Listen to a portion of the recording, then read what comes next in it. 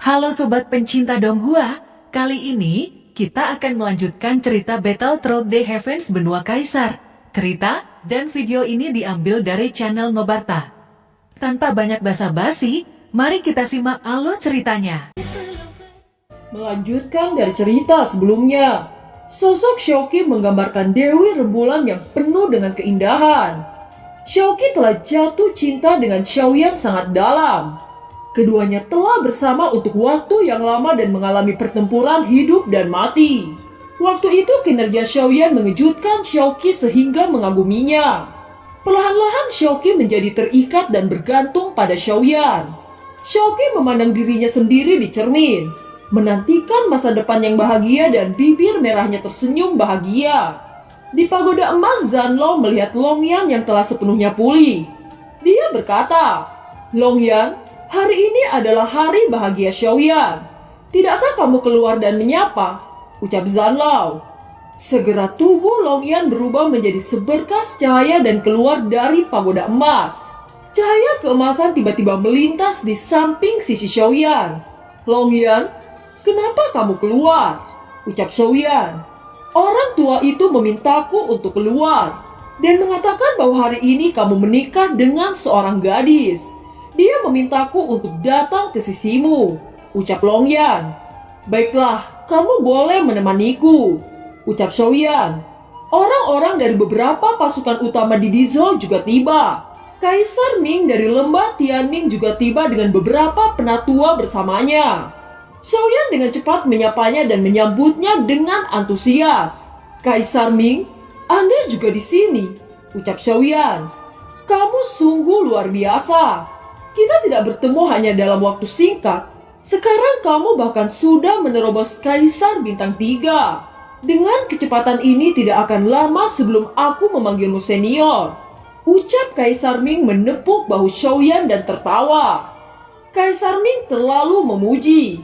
Sudah seharusnya yang lebih muda memanggil senior. "Apalagi jika bukan karena senior, aku pasti berada di tangan iblis jiwa," ucap Xiaoyan. "Itu hanya hal kecil. Jangan lupa bahwa kamu masih muridku," ucap Kaisar Ming tertawa terbahak-bahak. Di kejauhan beberapa sosok dengan aura darah muncul, dan atmosfer segera membeku. Melihat orang-orang ini, mata Xiaoyan menyipit.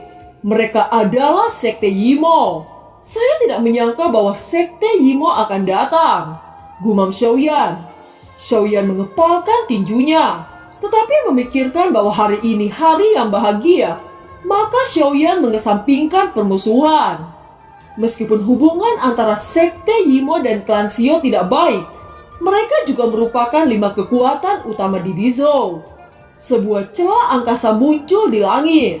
Suara-suara yang keras mendominasi terdengar. Beberapa sosok baju hitam dengan aura merah darah perlahan-lahan muncul. "Saudara Xiaoyan, tidak menarik jika tidak memberitahu aku tentang upacara pernikahan, bukan? Tidakkah aku kakakmu?" ucap King Hao. Kemunculan tiba-tiba King Hao segera menimbulkan sensasi di seluruh klan Xiao. Semua tamu menunjukkan ekspresi heran, mengagumi sikap langka yang jarang terlihat. Ucapan adik laki-laki dan saudara laki-laki itu mengejutkan setiap tamu. Semua tamu mulai berspekulasi tentang hubungan di antara mereka. Kaisar Iblis adalah raksasa yang mampu mengguncang seluruh kota Dizhou. Tidak ada kekuatan di Dizhou yang mampu menghadapinya, bahkan 5 kekuatan utama bersatu itu hanya semut sepele di matanya. Akan tetapi iblis menakutkan ini dengan sopan menganggap Xiaoyan sebagai saudara. Segera kerumunan penuh dengan kehebohan mereka sendiri. Tidak menyangka hubungan Xiaoyan dengan Kaisar Iblis sangat dalam. Xiaoli dan Xiaolong juga bergegas keluar untuk menyambut King Hao.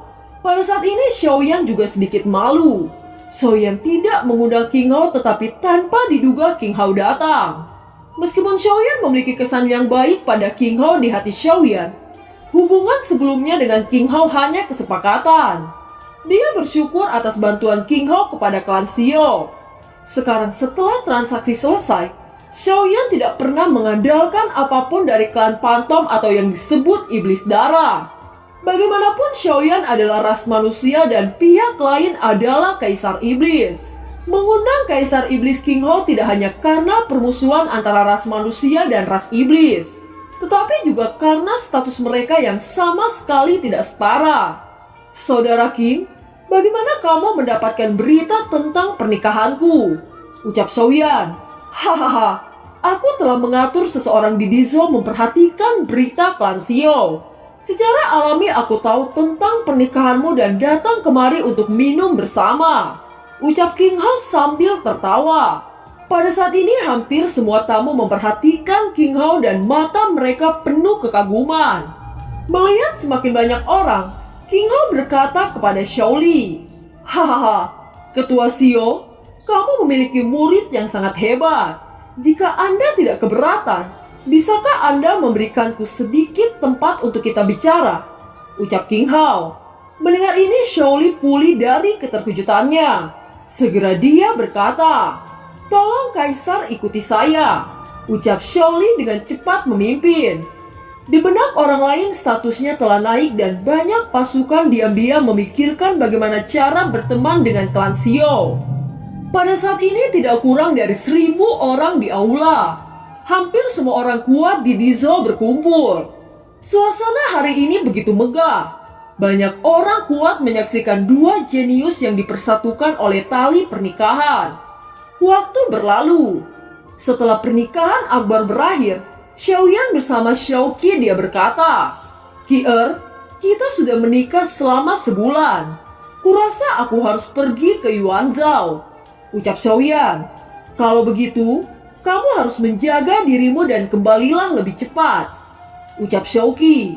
Mendengar kata-kata Xiao Qi, Xiaoyan teringat Cailin dan Sun Er. Xiaoyan tersenyum dan membelai kepala Xiao Qi saat berkata dengan lembut, tenang, aku akan kembali secepat mungkin. Berita tentang kepergiannya Xiaoyan dengan cepat ke telinga para tetua klan Xiao. Karena kamu telah membuat keputusan, kami tidak bisa menahanmu. Bagaimanapun benua Kaisar sangat luas. Semakin kamu melangkah jauh, semakin kamu akan mendapatkan beberapa manfaat. Tetapi kamu juga harus hati-hati. Yuanzhou tidak sekecil Dizhou. Wilayah itu tempat para raksasa berkumpul. Ucap Xiao Li. Xiaoyan mengangguk. Sesaat kemudian semua penatua klan Xiao mengantar kepergian Xiaoyan. Sebelum itu Xiao Li datang untuk memberikan sebuah cincin kepada Xiaoyan. Dia berkata, di dalamnya terdapat 100.000 koin emas. Itu mungkin dapat membantumu. Ucap Xiao Li. Kalau begitu Xiaoyan akan mengucapkan terima kasih kepada kakek. Ucap Xiaoyan. Hanya setelah itu Xiaoyan tidak menunda lagi, segera sosoknya merobek celah ruang dan sosoknya menghilang. Di persimpangan pegunungan Tianmo sosok Xiaoyan melintas dari celah. Setelah itu Xiaoyan beristirahat untuk memulihkan tenaganya. Setelah beberapa saat Xiaoyan membuka matanya dan melanjutkan perjalanan. Dalam hampir setengah hari penuh akhirnya Xiaoyan bisa melihat sebuah halaman yang akrab. Dia baru saja tiba di halaman ketika tiba-tiba suara sosok yang dia kenal terdengar. Saudara Xiaoyan, ini sebenarnya kamu. Ucap King Hao menyambutnya dengan wajah bahagia. Saudaraku, pengantin baru harusnya di rumah bersama istri bukan? Tentu saja kamu memiliki alasan besar. Kemari dan katakan pada saudaramu ini. Ucap King Hao. Aku ingin bertemu klan obat. Apakah saudara King tahu bagaimana menemukan klan obat? Tanya Xiaoyan. Oh, apakah kamu ingin belajar memurnikan pil? Aku punya banyak master dalam klan obat. Tapi masih agak buruk jika dibandingkan alkemis tua itu. Ucap King Hao. Ini bukan untuk mempelajari pengobatan. Saya mendengar bahwa klan obat memiliki cara untuk membangkitkan seseorang yang hanya memiliki jejak jiwa. Salah satu leluhur saya di benua Daoqi pernah membantu saya untuk menembus tingkat kaisar. Itu menyebabkan leluhurku menghilang dan menyisakan jejak jiwa. Saya ingin menghidupkan kembali leluhur saya. Ucap Xiaoyan. Ternyata seperti ini. Memang benar bahwa hanya klan obat yang memiliki metode ini. Saya juga mendengar mereka menggunakan benda untuk menghidupkan jejak jiwa. Saya tidak tahu pasti benda apa yang mereka gunakan, akan tetapi benda itu mampu menghidupkan jejak jiwa. Tidak sulit untuk menemukan klan obat. Mereka dapat ditemukan di kota Jucheng. Tetapi aku khawatir sulit untuk mendapatkan benda itu. Dikatakan bahwa banyak orang yang pergi memintanya, dan akhirnya kembali dengan tangan kosong. Ucap King Hao. Jucheng? Tanya Xiaoyan pertama kali dia mendengar nama itu. Jucheng adalah sebuah kota di prefektur di Yuan, di mana semua pasukan di daratan memiliki institusi. Ucap King Hao. Ini sebenarnya tidak sederhana. Dengan kata lain, kota Jucheng adalah pusat dari daratan. Ucap Xiaoyan. Aku harus memberitahumu terlebih dahulu. Berdasarkan kekuatanmu saat ini jika pergi ke kota Jucheng, aku khawatir kamu akan menemukan banyak masalah bahaya. Ucap King Hao. Xiaoyan mengangguk namun tidak sedikit pun menganggapnya sebagai hambatan. Bagaimanapun pengalamannya tentang harimau ganas tidaklah kurang. Segera dia tiba-tiba berkata, Saudara King, kenapa aku tidak melihat King Mu'er? Ucap Xiaoyan.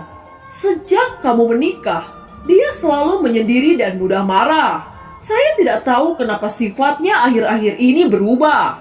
Ucap King Hao. Xiaoyan segera terkejut saat mendengar ini. Bukankah ini sesuatu di luar harapan Xiaoyan? Bagaimanapun Xiaoyan tidak pernah berniat meninggalkan sebuah perhatian penuh terhadap siapapun tanpa alasan. Sesaat kemudian King Hao menghela nafas dan tiba-tiba berkata, Baiklah, biarkan aku memberitahumu tentang kekuatan di Yuanzhou. Ucap King Hao meletakkan peta di depan Xiaoyan dan mulai menandai peta itu dengan detail. Setelah beberapa saat, Xiaoyan akhirnya mendapatkan pemahaman tentang Yuanzhou dan kota Jucheng. Kota Jucheng memiliki daratan terbesar di benua Kaisar. Dan dengan sumber Kaisar terkuat di seluruh benua, ukuran kota raksasa itu jauh di luar imajinasi orang biasa. Kota besar itu berbentuk cincin. Di tengah-tengah cincin itu ada hutan besar yang sangat besar. Wilayahnya beberapa kali lebih besar dari seluruh Dizhou. Hutan raksasa itu adalah tempat di mana semua orang kuat di benua Kaisar berburu harta karun. Diselimuti energi yang sangat besar dan dibuka sekali setiap 3.000 tahun. Hari pembukaan disebut sebagai festival raksasa. Hutan raksasa itu juga dipenuhi dengan bahaya binatang buas. Mulai dari level terendah bintang 5 dan yang terkuat bintang 7. Lubang cacing di kota Jucheng adalah lubang cacing yang paling cepat di daratan Kaisar. Dan kecepatan transmisinya dikatakan 100 kali lebih cepat daripada lubang cacing biasa. Kota Jucheng bukan hanya kota terbesar, tetapi juga kota yang paling makmur. Ada semua jenis fasilitas di kota ini. Semua jenis layanan dan semua kekuatan utama dikumpulkan di sini. Tetapi pertempuran dilarang di kota. Hampir semua kekuatan besar menempati kota Jucheng. Kota Jucheng bisa dibilang tempat naga dan harimau. Tetapi dari semua kekuatan hanya ada 6 kekuatan besar. 123 berasal dari ras manusia. Dan 456 berasal dari ras iblis. Karena status khusus dan pengaruh apoteker penyulingan, kekuatan Kuildan jauh lebih kuat daripada yang muncul di permukaan.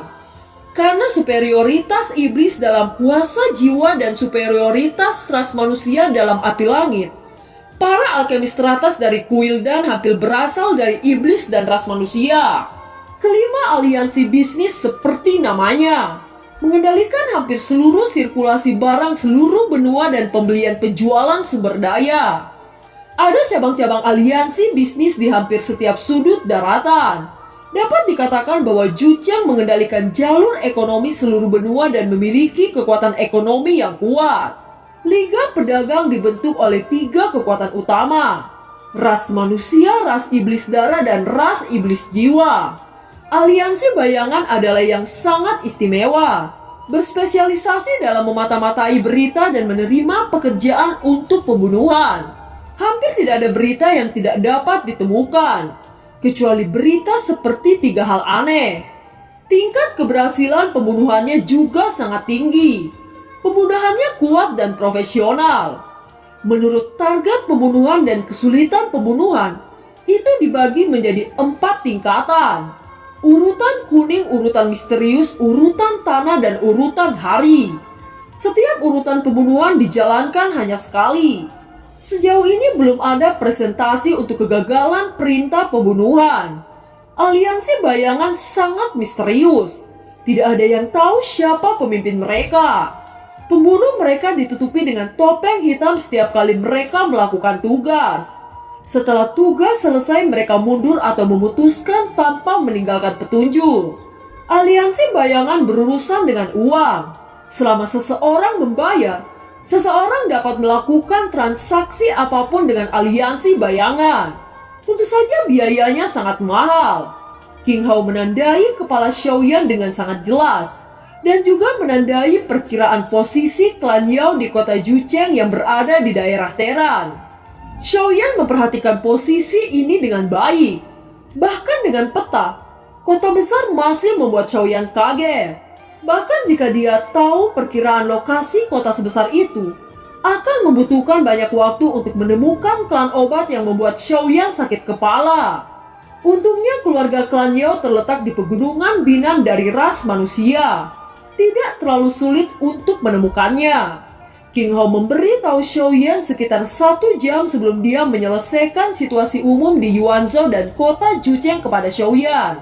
Sementara King Hao menjelaskan kepada Xiaoyan situasi umum di Yuanzhou dan kota Jucheng, di luar aula pria tua berambut merah itu siap mundur setelah mengirim peta ketika tiba-tiba King Mu'er melihatnya.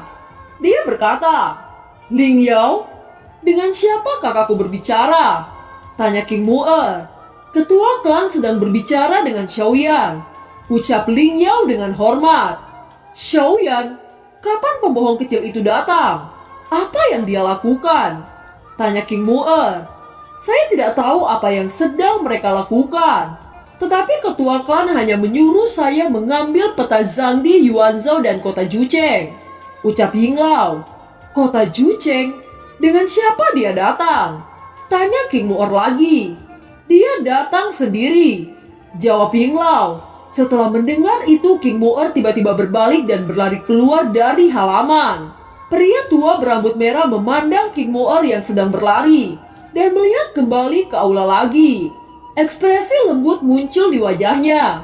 Kemudian dia menggelengkan kepalanya dengan senyum dan berjalan menuju halaman yang dalam. Scene kembali ke Xiaoyan dan King Hao. Pada saat ini dia mengetahui tentang situasi umum distribusi pasukan di Yuanzhou dan kota Jucheng. Dia terus mengobrol dengan King Hao sebelum tiba-tiba melihat ke langit. Dia berkata, "Saudara King, sudah terlalu malam. Aku harus mulai." Ucap Xiaoyan. Dilihat dari peta, perjalanan ke kota Jucheng sangat panjang. Bahkan jika Anda terus melakukan perjalanan, akan memakan waktu beberapa hari untuk mencapai daerah paling marginal. Selain itu, Anda tidak dapat melakukan perjalanan melalui celah-celah di ruang angkasa untuk waktu yang lama. Mungkin butuh lebih banyak waktu untuk ke kota raksasa. Kenapa saudara Xiaoyan tidak beristirahat di sini untuk 1 malam dan mengambil burung terbang ke kota sihir besok? Ucap King Hao. King Hao terlalu khawatir tentang Xiaoyan. Bahkan dengan kekuatan kaisar bertarung bintang 3 Xiaoyan, kesulitannya tidak akan biasa. Kebanyakan orang pergi ke Jucheng dari kota sihir, dan mereka pada dasarnya mengambil burung terbang. Burung terbang adalah alat transportasi yang umum di beberapa tempat kecil. Meskipun mereka tidak secepat lubang cacing, namun mereka sangat aman. Xiaoyan yang mendengar kata-kata King Hao, dia berpikir sedikit. Memang kekuatannya saat ini mungkin tidak terhalang di Dizhou, tetapi dia harus berhati-hati di Yuanzhou. Pada akhirnya Xiaoyan mengangguk dan berkata, "Baiklah, kali ini saya akan mendengarkan saudara King Hao." Ucap Xiaoyan. "Hahaha, kalau begitu, malam ini kita akan mabuk bersama." Ucap King Hao. Setelah itu mereka berdua melakukan pesta di malam hari yang sunyi ini. Waktu berlalu. Di pagi hari yang hangat ini, Xiaoyan dan King Hao sudah berdiri di halaman luar aula. "Saudara Xiaoyan, Anda terlebih dahulu pergi ke kota Jucheng untuk membiasakan diri. Setelah beberapa waktu kita akan bertemu di aula besar Quildan. Aku juga akan pergi ke kota Jucheng dan kita bisa bersama lagi, ucap King Hao. Quildan, ucap Xiaoyan dengan ekspresi aneh. Perubahan dalam penampilan Xiaoyan secara alami tidak luput dari mata King Hao. Segera ia berkata, apakah saudara Xiaoyan terlibat dalam pengobatan penyulingan? Tanya King Hao. Di mana aku bisa terlibat? Semenjak saya datang ke daratan Kaisar, saya hanya pernah menyempurnakan pil Kaisar sekali, ucap Xiaoyan. Disempurnakan hanya sekali? Apakah penyulingannya berhasil? Tanya King Hao dengan suara minat. Xiaoyan mengangguk dan berkata, saya memang berhasil, tetapi saya belum pernah mencobanya lagi. Jadi saya tidak berani mengatakan bahwa saya berani terlibat, ucap Xiaoyan. Hahaha, sungguh luar biasa. Saudara Xiaoyan bahkan berbakat dalam memurnikan pil, ucap King Hao. Saudara King Hao terlalu memuji, ucap Xiaoyan. Masih ada banyak waktu yang tersisa sebelum acara Quildan. Ada banyak bahan obat yang tersedia di kota Jucheng. Saudara Xiaoyan masih bisa meluangkan waktu untuk memperbaiki pil. Saya percaya bahwa kekuatan Anda dapat ditingkatkan dan mungkin dapat menyusul konferensi Quildan, ucap King Hao. Mari kita lihat nanti, ucap Xiaoyan tersenyum pahit. Secara alami dia mengetahui bahwa tingkat keterampilan pemurniannya terlalu rendah. Dia tidak lain dengan mendorong dirinya sendiri. Baiklah, aku akan memberitahu saudara Xiaoyan pada saat itu. Sekarang ayo kita bersenang-senang minum anggur, ucap King Hao. Mereka mulai banyak minum dan mengobrol. Hati Xiaoyan juga sangat nyaman. Kebaikan yang diberikan King Hao kepadanya sangat tulus. Dan film pun berakhir. Terima kasih telah menyimak dari awal sampai akhir ya. Sampai jumpa.